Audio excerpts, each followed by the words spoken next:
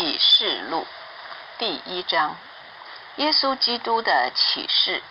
就是神赐给他，叫他将必要快成的事指示他的众仆人。他就差遣使者晓谕他的仆人约翰，约翰便将神的道和耶稣基督的见证，凡自己所看见的都证明出来。念这书上预言的和那些听见又遵守其中所记载的，都是有福的，因为日期近了。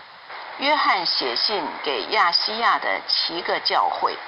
但愿从那昔在、今在、以后永在的神